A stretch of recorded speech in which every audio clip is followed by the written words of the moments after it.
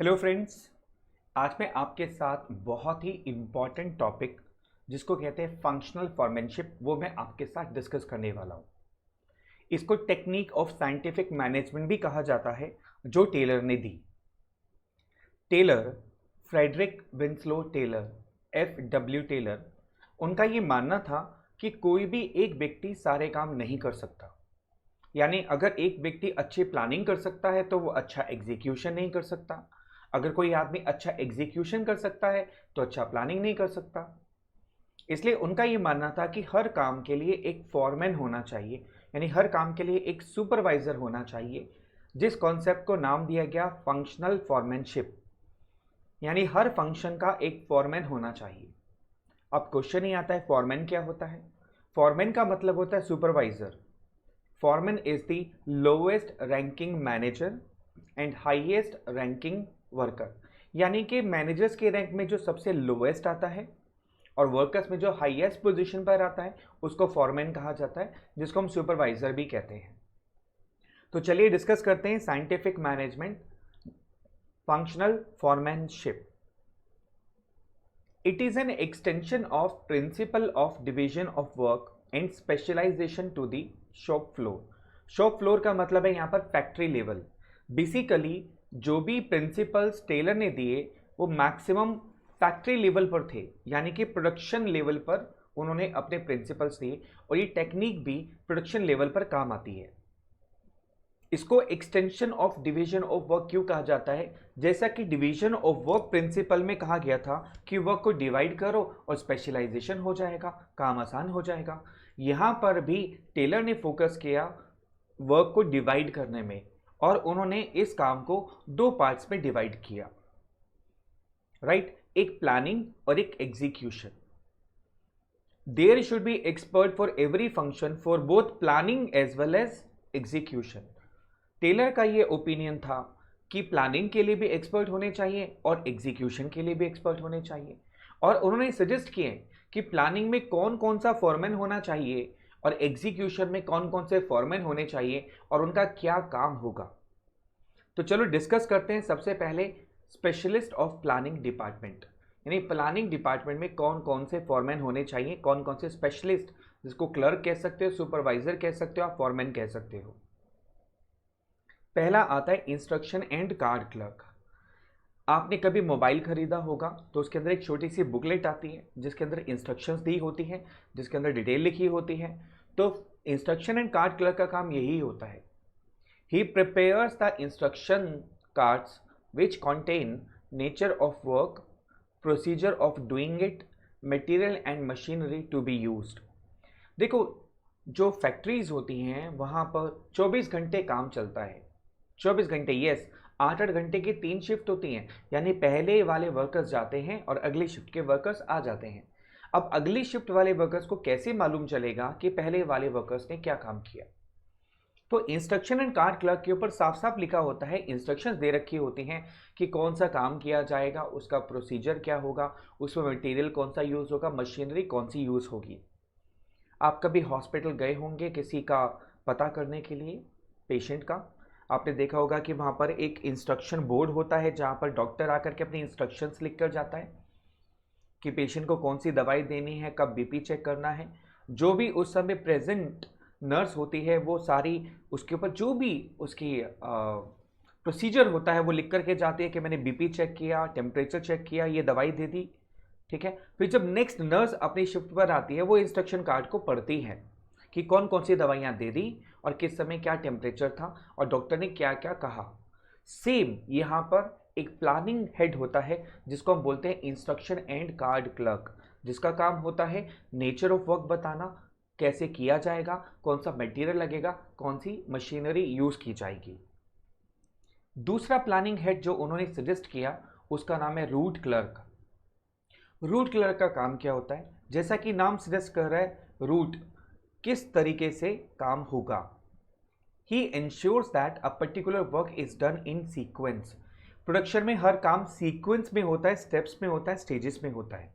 तो हर स्टेजेस को चेक करना, और ये चेक करना all stages have been passed before getting finalised, यानी हर स्टेज क्या फाइनलाइज हो चुकी है।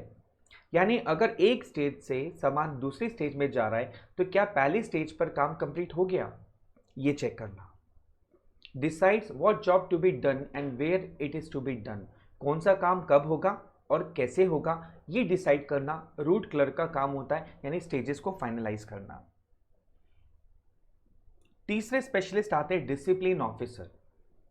Ensures proper discipline is maintained while performing every work. इनका काम होता है चेक करना कि हर काम में डिसिप्लिन प्रॉपरली मेंटेन होना चाहिए। जैसा कि हर जगह पर डिसिप्लिनेरियन होते हैं ना, आपके स्कूल में भी डिसिप्लिनेरियन होंगे जो डिसिप्लिन मेंटेन करते हैं, ऐसी प्रोडक्शन साइट पर डिसिप्लिन ऑफिसर होता है जो कि डिसिप्लिन को मेंटेन करेगा। चौथे स्पेशलिस्ट प्लानिंग डिपार्टमेंट के आते हैं टाइम एंड कॉस्ट क्लर्क। यानी इनका काम होता है ये चेक करना कि किसी काम को करने के लिए कितना समय लगेगा। Decides when a particular work to be started and finished, यानी कब काम स्टार्ट होगा कब फिनिश्ड होगा, उसमें कितना समय लगेगा और उसको सामान को बनाने के लिए कितनी कॉस्ट लगेगी। Total time to be taken to complete a process and cost, यानी टोटल कॉस्ट कितनी लगेगी, ये सब कौन डिसाइड करेगा, टाइम एंड कॉस्ट क्लर्क। बात समझ आई, time and cost clerk decide करेगा, टाइम भी और कॉस्ट भी। यानी कि अब प्लानिंग के अंदर में 4 फॉरमैन हो गए, instruction card clerk, root clerk, time and cost clerk and discipline officer. देखो प्लानिंग की एक सबसे बड़ी खास बात क्या होती है कि जब हम प्लानिंग करते हैं तो हमारी जो डर्ट होती है, दिमाग की गंदगी होती है, वो साफ हो जाती है। तो यहाँ पर भी डर्ट को साफ करने के लिए 4 प्लानिंग हेड टेलर ने स्पेशलिस्ट हमें सुझाव दिए थे, जिनको हम कहते हैं डर्ट, दाग अच्छे हैं, डर्ट इज गुड।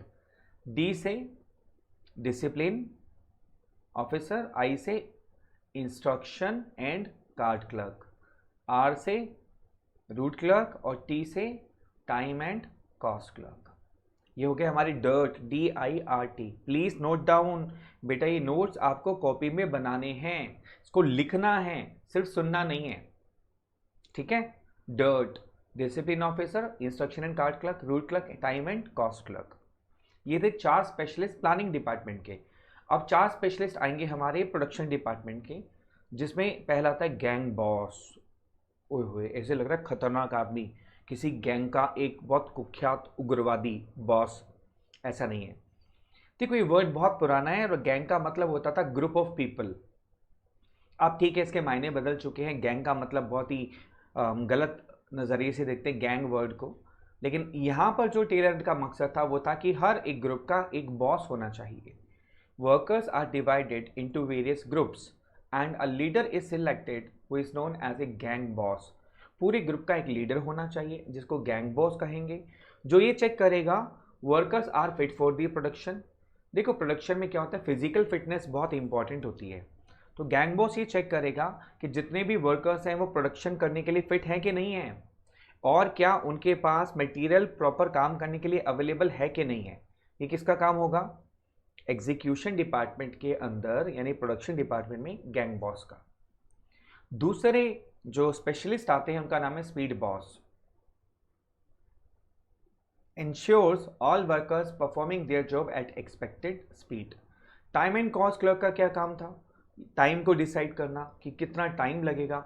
अब स्पीड बॉस क्या चेक कर रहा है कि जिस स्पीड से काम होना चाहिए था क्या उस स्पीड से काम हो रहा है कि नहीं हो रहा। अगर नहीं हो रहा, if speed is not accurate, then what is the cause, उसका रीजन क्या है एंड सॉल्यूशन, और उसका सॉल्यूशन क्या है।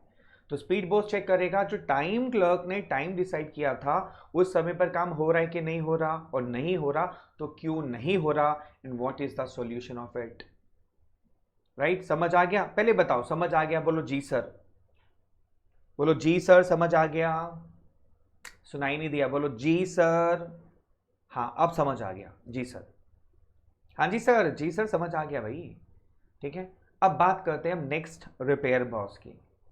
रिपेयर बॉस का काम क्या होता है, मशीन्स को, टूल्स को वर्किंग कंडीशन में लेकर के आना, to keep machines and tools in working condition. एक कंपनी थी मालनपुर, ग्वालियर में मालनपुर इंडस्ट्रियल एरिया है जहाँ पर मैंने काम किया था, वहाँ पर रिपेयर बॉस होते थे। तो मैंने देखा वो सारा दिन खाली बैठे रहते थे। तो तो एक बार मैंने पूछा यार इनका कोई काम धंधा नहीं है, सारा दिन जॉब पर आते खाली बैठे रहते हैं। तब उन्होंने मुझे बताया कि ये रिपेयर बॉस है। यानी एक मशीन जिस पर 6 लोग काम कर रहे हैं, अगर वो केवल 10 मिनट के लिए खराब हो जाए ना, सिर्फ 10 मिनट के लिए, तो 6 लोग 10 मिनट के लिए खाली हो जाएंगे, यानी 1 घंटे का नुकसान। अब एक मशीन पर जो सामान बनता है वो अगली मशीन पर जाता है, यानी कि अगली मशीन वाले भी खाली हो गए। तो यानी 10 मिनट के लिए भी अगर मशीन खराब होती है तो कई घंटों का नुकसान हो जाता है। और अगर ये मशीन 1 घंटे के लिए खराब हो जाए तो बहुत ज़्यादा नुकसान होता है।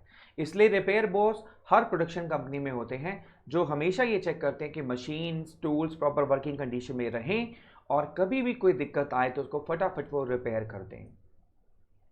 उसके बाद हमारे चौथे स्पेशलिस्ट आते हैं इंस्पेक्टर। देखो कैसे इंस्पेक्टर साहब हमारे ऐसे घूर घूर के चेक कर रहे हैं लेंस लेकर के, है ना। इनका काम भी यही होता है, पूरा चेक करना, एक एक प्रोडक्ट को चेक करना, किससे क्वालिटी को कंपेयर करना है यार। देखो एक कंपनी के लिए उसकी क्वालिटी बहुत मायने रखती है। उसको चेक करना स्टैंडर्ड से कि स्टैंडर्ड जो हमने मेंटेन किया हुआ है वैसा गुड्स प्रोड्यूस हो रहा है कि नहीं हो रहा, और अगर नहीं हो रहा तो क्या एक्शन लिया जाए, उसको ठीक कैसे किया जाए। तो इंस्पेक्टर का काम है inspects the things produced, compare quality with standard maintained, and if deviates यानी अगर फर्क आता है तो करेक्टिव एक्शन लेना। समझ आ गया? बोलो जी सर। हाँ जी सर। तो जी सर से हमारे 4 स्पेशलिस्ट आते हैं, देखो सैल्यूट करो, जी सर सैल्यूट। हाँ जी, जी से गैंग बॉस, एस से स्पीड बॉस, आई से इंस्पेक्टर, और आर से रिपेयर बॉस। ये हो गए 4 स्पेशलिस्ट हमारे प्रोडक्शन डिपार्टमेंट के, और 4 स्पेशलिस्ट थे हमारे किसके? प्लानिंग डिपार्टमेंट के। टोटल कितने हो गए? 8। अब यहाँ पर एक पॉइंट और आपको नोट करने की ज़रूरत है। पहली बात जो फंक्शनल फॉरमैनशिप है, it is the extension of division of work, पहली बात। दूसरी बात, एक बड़ी कॉमन सी चीज़ है यहाँ पर, जब हम फंक्शनल फॉरमैनशिप को अप्लाई करते हैं तो फ्योल का एक प्रिंसिपल है जिसकी धज्जियां उड़ जाती है। सोचो कौन सा प्रिंसिपल है। यानी एक प्रिंसिपल है जो फ्योल ने सजेस्ट किया था, हेनरी फ्योल ने, लेकिन यहां पर वो वायलेट होता है, स्ट्रिक्टली वायलेट होता है। वो प्रिंसिपल कौन सा है? सोचो। 14 प्रिंसिपल ढंग से पढ़े हैं? नहीं पढ़े? इसलिए मैं कहता हूं ढंग से सुनो प्रिंसिपल्स को बेटा। जी हाँ, unity of command. Unity of command principle कहता है कि एक वर्कर को एक समय में एक ही सुपीरियर इंस्ट्रक्शन देगा, लेकिन यहां वर्कर को इंस्ट्रक्शन देने वाले 8 लोग हैं, 4 प्लानिंग के और 4 प्रोडक्शन के, जो वर्कर्स को गाइड करेंगे, इंस्ट्रक्शन देंगे। तो ये भी क्वेश्चन आता है कि ऐसी जो फंक्शनल फॉरमैनशिप है उसको कौन सा प्रिंसिपल हेनरी फ्योल का है जो वायलेट करता है? That is unity of command. Is that clear? I hope the functional foremanship बिल्कुल क्लियर हो गया, राइट? क्योंकि टेलर का ओपिनियन था कि एक आदमी सारे काम नहीं कर सकता, so he suggested, he advocated 4 specialist in planning department, 4 specialist in production department. बोलो जी सर। समझ आ गया? डर्ट दूर कर देना और जी सर लगा देना, सब समझ में आ जाएगा। और extension of division of work and violation of unity of command. चलिए यहां पर खत्म होता है हमारा फंक्शनल फॉरमैनशिप, और मिलते हैं नेक्स्ट टॉपिक के साथ नेक्स्ट वीडियो में।